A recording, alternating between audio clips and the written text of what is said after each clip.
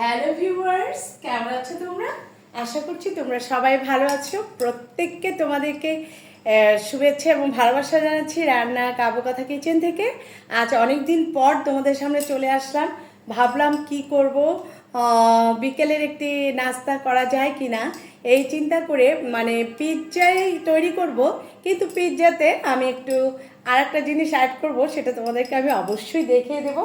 দেখো এখানে রয়েছে, প্রথমে আমি কিছু খাসির মাংস ছোট করে কেটে সেটাকে হালকা করে একটু মরিচের গুঁড়ো তারপরে দিয়ে ভেজে রেখেছি।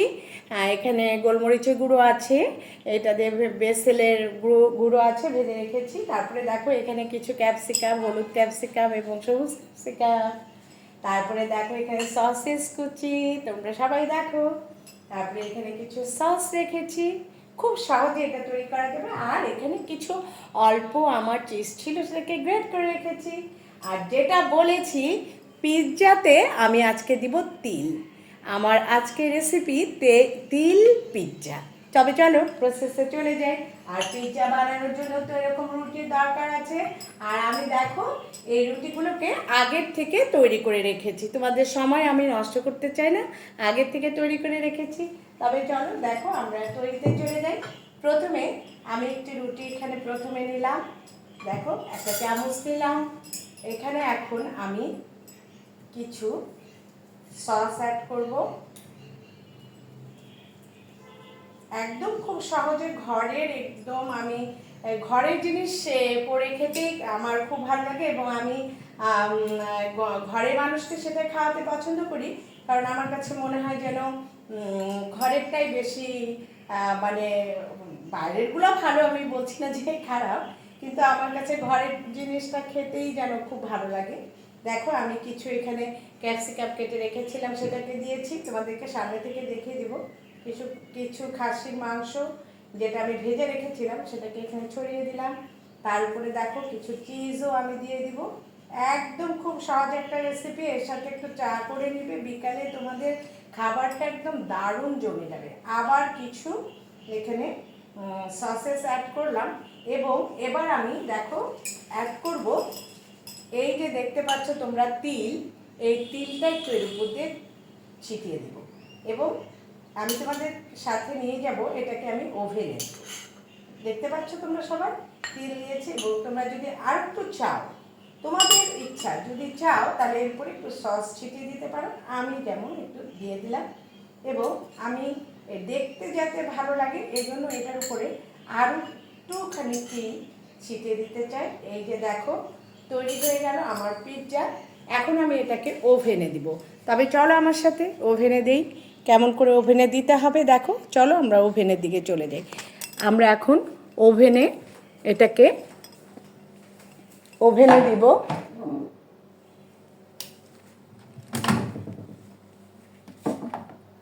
এবং ওভেন থেকে বের করে আমি তোমাদেরকে দেখাবো। সুইচটা জ্বালিয়ে দিলাম।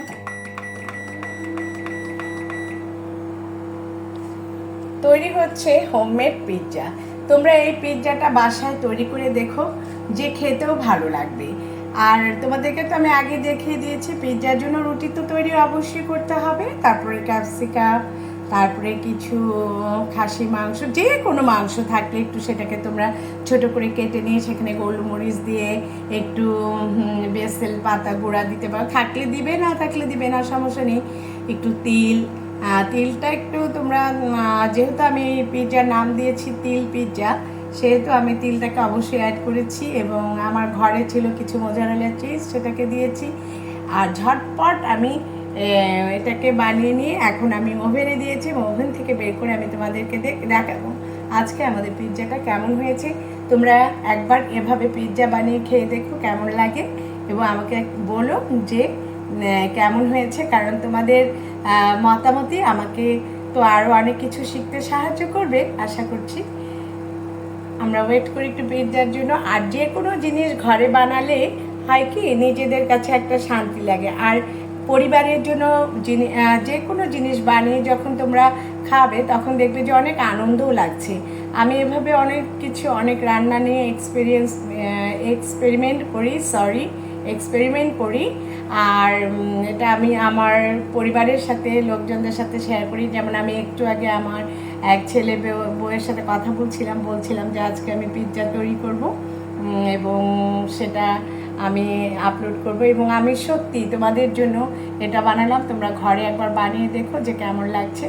একটা স্মেল বার হচ্ছে, মানে আমার তো এখন ইচ্ছে করছে চা বা কফি দিয়ে খেতে। আর আমি এটাকে ওভেন থেকে বের করে তোমাদেরকে দেখিয়ে দিব। তোমরা এর সময় ভালো থাকবে, পর্যাপ্ত পরিমাণে পানি খাবে। খুব গরম পড়েছে, গরম ঠান্ডাতে অনেকে ঠান্ডাও লাগছে। Take care yourself. আর রান্না কাব্যকথা কিচেনের সঙ্গেই থাকবে, আশীর্বাদ করবে তোমাদের ভালোবাসা এবং তোমাদের সেই তোমাদের ভালোবাসাতেই আমি সামনে এগিয়ে যাব। আমি বিশ্বাস করি যে তোমরা আমার পাশে থাকলে আমার পথ হাঁটতে কোনো অসুবিধেই হবে না। পথ যত দীর্ঘই হোক না কেন, তোমাদের ভালোবাসা এই পথটাকে আমার কাছে আরও অনেক কাছে, অনেক কাছে, অনেক কাছে, আরও অনেক কাছে এনে দিবে।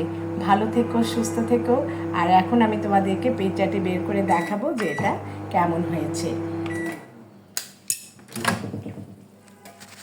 দেখো আমাদের পিৎজা তৈরি হয়ে গিয়েছে। এখন আমি এটাকে ওভেন থেকে বের করব এবং তোমাদেরকে দেখতে পাচ্ছ। এখন আমি এখানেই দেখিয়ে দিব। দেখো আমার পিৎজা তৈরি হয়ে গেছে। তোমরা ভালো থাকবে, সুস্থ থাকবে এবং সবসময় রান্না কাব্যকথা কিচেনের সঙ্গে থাকবে আশা করছি।